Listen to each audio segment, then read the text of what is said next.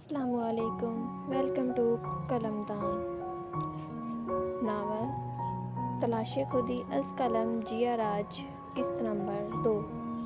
سارا، کہاں ہو؟ تمہاری دوست آئی ہے، نائلہ بیگم نے سائرہ کو آواز دیتے ہوئے کہا۔ کیسی ہو سوہا؟ سارہ نے سوہا سے گلے ملتے ہوئے کہا۔ میں ٹھیک ہوں، تم سناؤ کیسی ہو؟ میں بھی ٹھیک ہوں، کھڑی کیوں ہو؟ آؤ بیٹھو، سارہ نے سوہا سے کہا اور ڈرائنگ روم میں لے جا کر صوفے پر بیٹھایا۔ بہو، جاؤ سوہا کے لیے کچھ کھانے کے لیے لاؤ، نائلہ بیگم نے سارہ سے کہا۔ جی امی۔ سوہا تم بیٹھو، امی سے باتیں کرو، میں کچھ کھانے کو لاتی ہوں، سارہ نے سوہا سے کہا اور کچن کی طرف چلی گئی۔ سارہ اور سوہا بچپن کی دوستیں تھیں، اسکول سے کالج تک دونوں ساتھ ساتھ تھیں۔ کالج کے آخری سال میں سارہ کے والدین کا ایک کار حادثے میں انتقال ہو گیا۔ سارہ کا ایک بڑا بھائی بھی تھا جو شادی شدہ ہے۔ سارہ کو کھانے پکانے کا شوق تھا، اسے ہر طرح کی ڈش بنانی آتی تھی، پھر چاہے وہ چائنیز ہو، کانٹیننٹل ہو، اٹالین ہو یا پھر دیسی۔ سارہ ایک بیکر بننا چاہتی تھی، اس کا بچپن سے خواب تھا کہ وہ ایک بیکری بنائے، پر بھابھی کو اس کا وجود برداشت نہیں ہوتا تھا۔ کالج کے امتحانوں سے فارغ ہونے کے فوراً بعد بھابھی نے ایک جاننے والی سے بول کر سارہ کا رشتہ کروا دیا اور چٹ منگنی پٹ بیاہ والا معاملہ ہو گیا۔ سارہ اپنی پیا گھر سدھار گئی۔ حاشر ایک بینک میں ملازمت کرتا تھا۔ سارہ کی شادی کو 7 سال ہو گئے تھے، پر اس کی گود ابھی بھی خالی تھی۔ سارہ کے سسرال والے ایک دقیانوسی سوچ کے مالک تھے، ان کے مطابق شادی کے کچھ مہینوں بعد ہی خوشخبری مل جانی چاہیے۔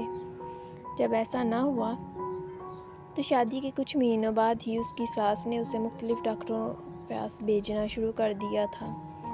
سب ڈاکٹروں کا کہنا تھا کہ سارہ بالکل ٹھیک ہے، بس اللہ کی طرف سے دیر ہے۔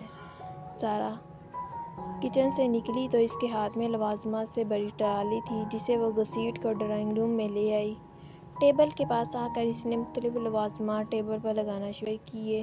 امی، یہ لے جائیں، سارہ نے کھانے کی چیزیں ٹیبل پر لگانے کے بعد چائے کا کپ نائلہ بیگم کی طرف بڑھاتے ہوئے کہا، جو انہوں نے تھام لیا۔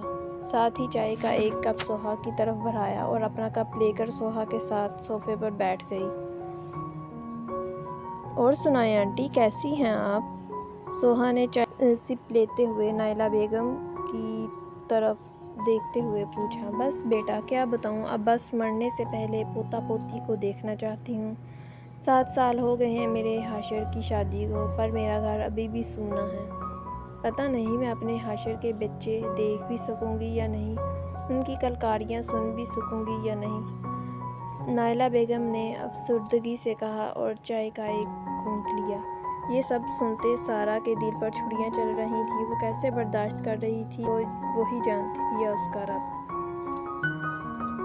اس کے ہاتھ میں تو کچھ بھی نہیں تھا، جو کرنا تھا اللہ کی بابرکت ذات نے کرنا تھا۔ آنٹی صبر کریں، اللہ کے گھر میں دیر ہے اندھیر نہیں، انشاءاللہ بہت جلد اللہ کی ذات سارہ کو خوبصورت سی اولاد سے نوازے گی، آپ پریشان نہ ہوں، انشاءاللہ سب ٹھیک ہوگا، سوہا نے نائلہ بیگم کے ہاتھ پر ہاتھ رکھتے ہوئے تسلی دیتے ہوئے کہا۔ انشاءاللہ۔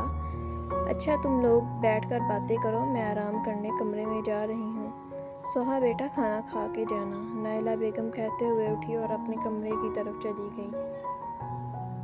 سارہ تم پریشان نہ ہو، انشاءاللہ سب ٹھیک ہو جائے گا، اللہ بہتر کرے گا، سوہا نے سارہ کو اداس ہوتے دیکھا تو اسے تسلی دیتے ہوئے کہا۔ انشاءاللہ، سارہ نے کہا اور اداسی سے مسکرا دی۔ اچھا اور سناؤ، کیا ہو رہا ہے، حاشر کیسے ہیں؟ سوہا نے پوچھا۔ کچھ نہیں، بس گھر کے کام، اور حاشر بھی ٹھیک ہیں، سارہ نے کہا اور دونوں آپس میں باتیں کرنے لگیں۔ السلام علیکم امی، دانیال نے گھر میں داخل ہوتے ہوئے بآواز بلند کہا اور سب سے پہلے اپنی ماں کی پیشانی پہ بوسہ دیا۔ دانیال کی بچپن کی عادت تھی، جب بھی کہیں باہر جاتا یا گھر آتا سمرہ بیگم کی پیشانی پہ بوسہ ضرور دیتا تھا، اور اب بھی اس کی یہی عادت تھی۔ وعلیکم السلام، میرا بیٹا کیسا ہے؟ سمرہ بیگم نے اس کے سر پہ بوسہ دیتے ہوئے کہا۔ امی میں بہت تھک گیا ہوں، آج پانی پلا دیں؟ دانیال نے بیگ ٹیبل پر رکھا اور صوفے پر بیٹھ کے۔ امی زویا کہاں ہے، نظر نہیں آ رہی؟ دانیال نے LCD آن کرتے ہوئے سمرا بیگم سے پوچھا جو کچن سے پانی کا گلاس لے کر آ رہی تھی۔ بیٹا زویا اپنی دوستوں کے ساتھ باہر گھومنے گئی ہوئی ہے۔ سمرا بیگم نے دانیال کو پانی کا گلاس پکڑاتے ہوئے کہا اور خود بھی صوفے پر اس کے ساتھ بیٹھ کے امی زویا کب کی گئی ہوئی ہے، کچھ اندازہ ہے؟ دانیال نے پانی پیتے ہوئے سمرا بیگم سے پوچھا۔ بیٹا تمہارے آفس جانے کے کچھ دیر بعد زویا تیار ہو کر کمرے سے باہر آئی۔ ناشتہ کیا تو میں نے پوچھا کہ کہیں جا رہی ہو؟ کہنے لگی کہ میں اپنی دوستوں کے ساتھ گھومنے جا رہی ہوں اور چلی گئی۔ سمرا بیگم نے دانیال سے گلاس پکڑتے ہوئے اسے بتایا۔ یہ کوئی طریقہ ہے اس کا امی؟ صبح کی یہ گھر سے نکلی ہوئی ہے اور اب مغرب ہو گئی ہے اور اس کا کوئی اتا پتہ نہیں، دانیال نے غصے سے کہا اور پاکٹ سے موبائل نکال کر زویا کو کال ملانے لگا۔ آپ کا مطلوبہ نمبر اس وقت بند ہے، برائے مہربانی تھوڑی دیر بعد کوشش کیجیے۔ آگے سے آتی ہوئی آواز سن کر دانیال کا غصے سے برا حال ہو گیا۔ اسی وجہ سے میں اس سے شادی نہیں کرنا چاہتا تھا امی، شادی کے 2 سال بعد بھی اس کا یہی حال ہے۔ دانیال غصے سے بولتا ہوا کھڑا ہوا اور ڈرائنگ روم سے نکلتے ہوئے کمرے میں چلا گیا۔ دانیال نے MBA کیا ہوا تھا اور ایک کمپنی میں بہت اچھی پوسٹ پہ کام کرتا تھا۔ زویا دانیال کی خالہ کی بیٹی تھی۔ دانیال اور زویا کی شادی سمرا بیگم کی مرضی سے ہوئی تھی۔ دانیال کی خالہ کے گھر والے بہت آزاد خیال اور امیر تھے۔ زویا اپنے والدین کی اکلوتی اولاد تھی، اس لیے وہ اس کی ہر خواہش پوری کرنا اپنا فرض سمجھتے تھے۔ وہ بہت نازوں سے پلی بڑھی تھی۔ زویا کے منہ سے بعد میں نکلتی تھی اور اس کے امی ابو اس کی خواہش پہلے پوری کر دیتے تھے۔ اسی وجہ سے زویا بہت بگڑ گئی تھی۔ صبح دیر سے اٹھنا، رات دیر تک گھر باہر رہنا، کلبوں میں جانا، پارٹیوں میں جانا اس کے لیے عام سی بات تھی۔ وہ بہت منہ پھٹ اور بدتمیز تھی۔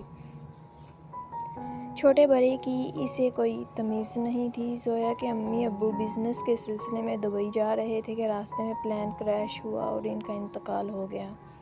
دانیال کی امی اپنی بہن کی نشانی کو اپنے گھر لانا چاہتی تھی، پر دانیال اس بات کے لیے بالکل راضی نہیں تھا، کیونکہ زویا بہت آزاد خیال اور بدتمیز تھی اور دانیال کو ایسی لڑکیاں بالکل پسند نہیں تھیں جن کو اپنی حدود کا نہ پتہ ہو۔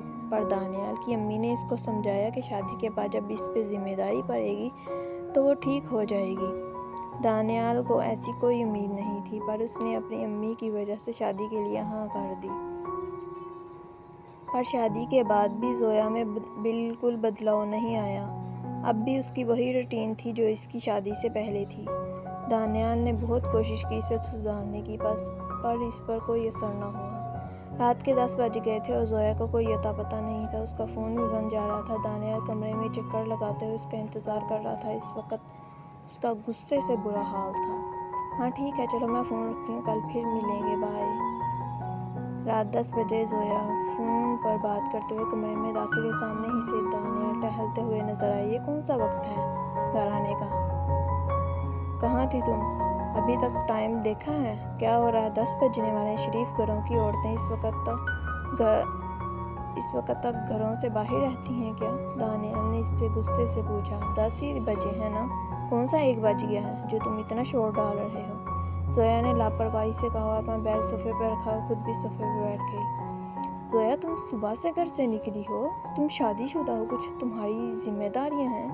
اس گھر والے کا شوہر تمہارا سارا دن کام کر کے گھر آیا ہے، بجائے اس کے کہ تم اس سے کھانا پانی پوچھو، اس کے سکون کا انتظام کرو، تم گھر ہی نہیں تھی۔ اور اب جب میں تم سے پوچھ رہا ہوں کہاں تھی تم تو آگے سے تم بدتمیزی کر رہی ہو، دانیال غصے سے زویا سے کہا۔ زویا کی لاپرواہی اور بدتمیزی دیکھ کر اس کا غصہ بڑھتا جا رہا تھا۔ دیکھ بھی رہے ہو میں ابھی گھر میں آئی ہوں، تھکی ہوئی ہوں، پر نہیں، گھر میں بعد میں آؤ، پہلے تم شروع ہو جاتے ہو۔ میں تمہیں کتنی دفعہ بتا چکی ہوں، مجھ سے نہیں ہوتے یہ گھر کے کام، مجھ سے نہیں بنا جاتا۔ ستی ساورتری، میری اپنی بھی کوئی زندگی ہے، شادی ہو گئی ہے تو اس کا یہ مطلب نہیں کہ میں گھر میں بیٹھ جاؤں اور تمہارے کام کرتی پھروں، زویا نے غصے سے کہا اور پرس صوفے سے اٹھا کر بیڈ پر پھینکا۔ خود واش روم میں گھس گئی۔ پیچھے دانیال سر پکڑ کر بیٹھ گیا۔ کچھ ٹائم بعد زویا فریش سی واش روم سے باہر نکلی اور بیڈ پر بیٹھ کر فون استعمال کرنے لگی۔ تھوڑی دیر بعد فون استعمال کرنے کے بعد فون چارج پر لگا کر کمفرٹر اوڑھ کر لیٹ گئی۔ اٹھ کر لائٹ آف کر دو، مجھے سونا ہے، روشنی میں مجھے نیند نہیں آتی۔ تمہیں پتہ تو ہے، زویا نے دانیال سے اس طرح کہا جیسے تھوڑی دیر پہلے کچھ ہوا ہی نہ ہو۔ پہلے تو دانیال اسے دیکھتا رہا، پھر اٹھ کر لائٹ آف کی اور اپنی جگہ آ کر لیٹ گیا۔ جاری ہے۔ Must like the videos and subscribe my channel and don't forget to press the bell icon.